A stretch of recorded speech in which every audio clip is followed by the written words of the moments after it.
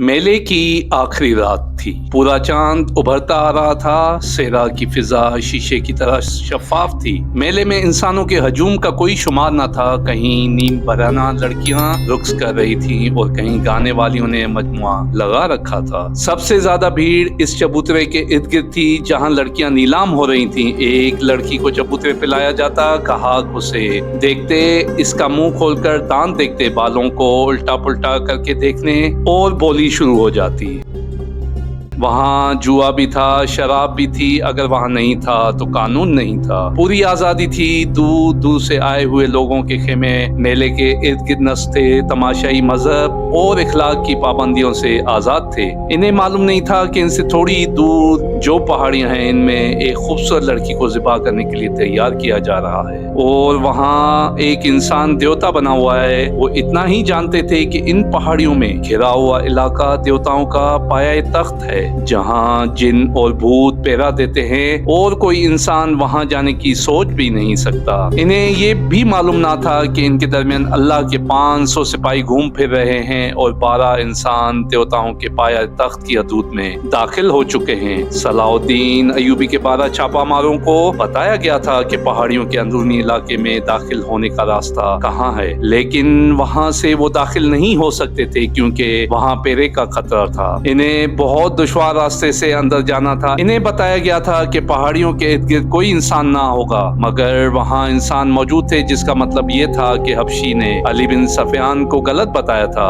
कि इस इलाके के गिर्द कोई पहरा नहीं होता। पहाड़ियों का ये खिता एक मील लंबा नहीं था और इस कदर चौड़ा था। वो चूंकि तरबियत याफ्ता छापामार थे, इसलिए वो बिखर कर एहतियात से आगे गए थे। एक छापामार को इत्तफाक से एक दरख्त के करीब एक मुतहर्रिक साया नजर आया। छापामार चुपता और रेंगता इसके हुक्म में चला गया। करीब जाकर इस पर झपट पड़ा। इसकी गर्दन बाजू के शिकंजे में लेकर खंजर की नोक इसके दिल पर रख दी। गर्दन ढीली छोड़कर इससे पूछा, तुम यहाँ क्या कर रहे हो और यहाँ किस किस्म का पहरा है? वो हबशी था। छापामार अरबी बोल रहा था। वो हबशी समझ नहीं सकता था। इतने में एक और छापामार आ गया। इसने भी खंजर हबशी के सीने पर रख दिया। उन्होंने इशारे से पूछा तो हबशी ने इशारों में जवाब दिया, जिससे शक होता है कि यहाँ पहरा मौजूद है। इस हबशी की शेरक काट दी गई। छापामार और ज्यादा मोहतात होकर आगे बढ़े। यकलक जंगल आ गया। आगे पहाड़ी थी। चांद ऊपर उड़ता आ रहा था, लेकिन दरख्तों और पहाड़ियों ने अंधेरा कर रखा था। वो पहाड़ी पर एक दूसरे से जरा दूर ऊपर चढ़ गए। अंदर के इलाके में जहाँ लड़की को मजहबी पेशवा के हवाले किया गया था, कोई और ही सरगर्मी थी। पत्थर के चेहरे के सामने चबूतरे पर एक कालीन बिछा हुआ था। इस पर चौड़े फल वाली तलवार रखी थी। इसके करीब एक चौड़ा बर्तन रखा गया था और कालीन पर फूल बिखरे हुए थे। इसके करीब आग जल रही थी। चबूतरे के चारों तरफ किनारों पर दिए जलाकर चरागाह किया गया था। वहाँ 4 लड़कियां घूम फिर रही थी।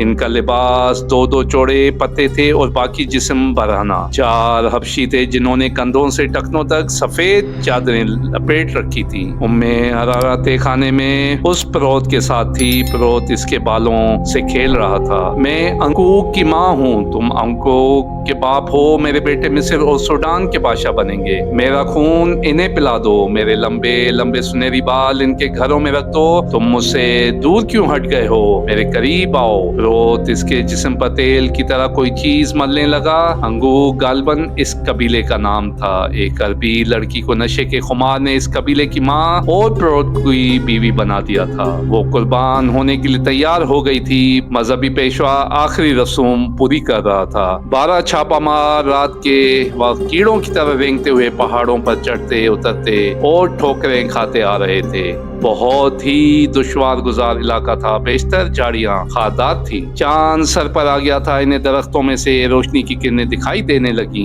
इन किरणों में इन्हें एक हबशी खड़ा नजर आया, जिसके एक हाथ में बर्छी और दूसरे में लंबूतरी ढाल थी। वो भी देवताओं के पाया तख्त का पहरेदार था। इसे खामोशी से मारना जरूरी था। वो एक ऐसी जगह खड़ा था जहाँ पर उकब से हमला नहीं किया जा सकता था। आमने सामने का मुकाबला मौजू नहीं था। एक छापामार झाड़ियों में छुपकर बैठ गया। दूसरे दूसरे ने इसके सामने एक पत्थर फेंका जिसने गिरकर और लुढ़ककर आवाज पैदा की। हबशी बुदका और इस तरफ आया। वो जो ही झाड़ी में छुपे उसकी गर्दन एक बाजू के शिकंजे में आ गई और एक खंजर उसके दिल में उतर गया। छापामार कुछ देर वहीं रुका और एहतियात से आकर चल पड़े। उम्मे अरारा कुर्बानी के लिए तैयार हो चुकी थी। फिरोज ने आखिरी बार इसे अपने सीने से लगाया और इसका हाथ थामकर सीढ़ियों की तरफ चल पड़ा। बाहर के चार हबशी मर्दों और लड़कियों को पत्थर के सर और चेहरे के मुंह में रोशनी नजर आई तो वो मुंह के सामने सजदे में गिर गए। फिरोज ने अपनी जुबान में एक ऐलान किया और बड़े से मुंह से उतर आया। उम्मे अरारा इसके साथ ही इसे कालीन पर ले गए। मर्द और लड़कियां इनके इर्द गिर्द खड़ी हो गई। उम्मे अरारा ने अरबी जबान में कहा, मैं अनको के बेटों और बेटियों के लिए अपनी गर्दन कटवा रही हूँ। मैं इनके गुनाहों का कफारा अदा कर रही हूँ। मेरी गर्दन काट दो। मेरा सर अनको के देवताओं के कदमों में रख दो।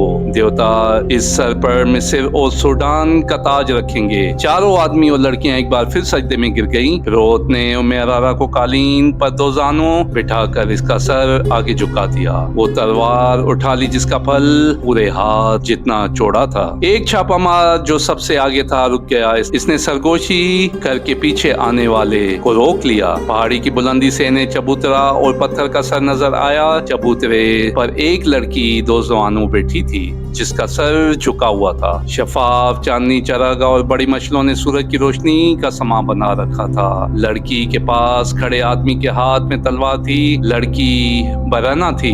इसके जिस्म का रंग बता रहा था कि हबशी कबीले की लड़की नहीं। छापा मार दूर थे और बुलंदी पर थे। वहां से तीर खता जाने का खतरा था मगर वो जिस पहाड़ी पर थे इसके आगे ढलान नहीं थी बल्कि सीधी दीवार थी जिससे उतरना नामुमकिन था। वो जान गए कि लड़की कुर्बान की जा रही है और इसे बचाने के लिए वक्त इतना थोड़ा है कि वो उड़ कर ना पहुंचे तो इसे बचा नहीं सकेंगे। उन्होंने चोटी से नीचे देखा। चांदनी में इन्हें एक झील नजर आई। इन्हें बताया गया था वहाँ एक झील है जिसमें मगरमच्छ रहते हैं। दाईं तरफ ढलान थी लेकिन वो फिर भी तकरीबन दीवार की तरह थी। वहाँ झाड़ियां और दरख्त इन्हें पकड़ पकड़ कर और एक दूसरे के हाथ थाम कर ढलान उतरने लगे। इनमें आखिरी जानबाज ने इत्तफाक से सामने देखा। चांदनी में सामने की चोटी पर इसे एक हबशी खड़ा नजर आया। इसके एक हाथ में ढाल थी और दूसरे हाथ में बर्छी जो इसने तीर की तरह फेंकने के लिए तान रखी थी। छापामारों पर चांदनी नहीं पड़ रही थी। हबशी अभी शक में था। आखिरी छापामार ने कमान में तीर डाला। रात की खामोशी में कमान की आवाज सुनाई दी। तीर हबशी के शेरक में लगा। वो लड़कता हुआ नीचे आ रहा। छापामार ढलान उतरते गए। गिरने का खतरा हर कदम पे था। मजहबी पेशवा ने तलवार की धार उम्मे अरारा की गर्दन पे रखी और ऊपर उठाई। लड़कियों और मर्दों ने सज्जे से उठकर दो जानू बैठते हुए पुरसोज और धीमी आवाज में कोई गाना शुरू किया। एक आवाज गूंजी थी जो इस दुनिया की नहीं लगती थी। पहाड़ियों में घिरी हुई इस तंग सी वादी में ऐसा तिलस्म तारी हो आ जा रहा था जो बाहर के किसी भी इंसान को यकीन दिला सकता था कि इंसानों की नहीं बल्कि देवताओं की सरजमीन है। फिर वो तलवार को ऊपर ले गया तो एक दो सांसों की देर थी। तलवार नीचे को आने ही लगी थी कि एक तीर फिरोज की बगल में धंस गया। इसका तलवार वाला हाथ अभी नीचे नहीं गिरा था कि इन्हें तीन तीर बेक वक्त इसके पहलू में उतर गए। लड़कियों की चीखें सुनाई दी। मर्द किसी को आवाज देने लगे। तीरों की एक और बाढ़ आई जिसने दो मर्दों को गिरा दिया। लड़कियां जिधर मुंह आया दौड़ पड़ी। उम्मे अरारा इस शोर वकुल और अपने इर्द गिर्द तड़पते हुए और खून में डूबे हुए जिस्मों से बेनियाज सर झुकाए बैठी थी। छापामार बहुत तेज दौड़ते आए। चबूतरे पर चढ़े और उम्मे अरारा को एक ने उठा लिया। वो अभी तक नशे की हालत में बातें कर रही थी। एक जानबाज ने अपना कुर्ता उतार कर इसे पहना दिया। इसे लेकर चले ही थे। एक तरफ से 12-13 हबशी बर्छियां और ढालें उठाए दौड़ते आए। छापामार बिखर गए। इनमें 4 के पास तीर कमाने थी। उन्होंने तीर बरसाए। बाकी छापामार एक तरफ छुप गए और जब हबशी आगे आए तो कब से इन पर हमला कर दिया। एक तीर अंदाज ने कमान में फलीते वाला तीर निकाला। फलीते की आग लगाई और कमान में डालकर ऊपर को छोड़ दिया। तीर दूर ऊपर जाकर रुका तो इसका छोला जो रफ्तार की वजह से दब गया था रफ्तार खत्म होते ही भड़का और नीचे आने लगा। मेले की रौनक अभी माने नहीं पड़ी थी तमाशाइयों में से 500 तमाशाई मेले से अलग होकर इस पहाड़ी खित्ते की तरफ देख रहे थे। इन्हें दूर फिजा में एक चोला सा नजर आया जो भड़क कर नीचे को जाने लगा। वो घोड़ों और ऊंटों पर सवार हुए उनके कमांडर साथ थे। पहले तो वो आहिस्ता आहिस्ता चले ताकि किसी को शक ना हो। जरा दूर जाकर उन्होंने घोड़े दौड़ा दिए। तमाशाई मेले में शराब, जुए और नाचने गाने वाली लड़कियों और अस्मत फरोश औरतों में से इतने मगन थे कि किसी को कानो कान खबर ना हुई कि इनके देवताओं पर क्या क़यामत टूट पड़ी है।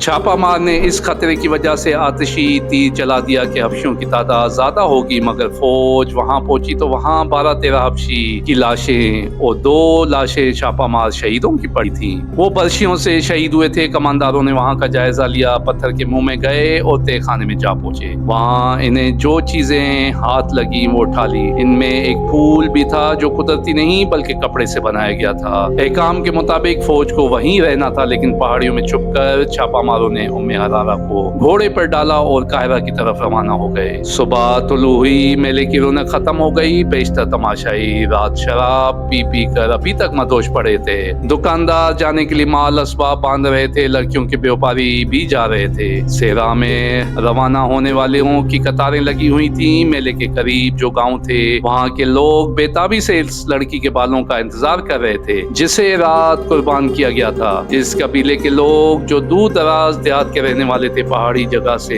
दूर खड़े देवताओं के मस्कन की तरफ देख रहे थे। इनके बड़े बूढ़े इन्हें बता रहे थे कि अभी पुरोहित आएगा, वो देवताओं की खुशनुदी का पैगाम देगा और इनमें बाल तकसीम करेगा, मगर अभी तक कोई नहीं आया। देवताओं के मस्कन पर सुकूत तारी था। इस मुंतजिर हजूम को मालूम ना था कि वहाँ फौज मुकीम है और अब वहाँ से देवताओं का कोई पैगाम नहीं आएगा। दिन गुजरता गया। कबीले के जिन नौजवानों ने कुर्बानी की बातें सुनी थी, इन्हें शक होने लगा। ये सब झूठ है। दिन गुजर गया। सूरज इन्हीं पहाड़ियों के पीछे जाकर डूब गया। किसी में इतनी जुर्रत नहीं थी कि वहां जाकर देखता कि पुरोहित क्यों नहीं आया।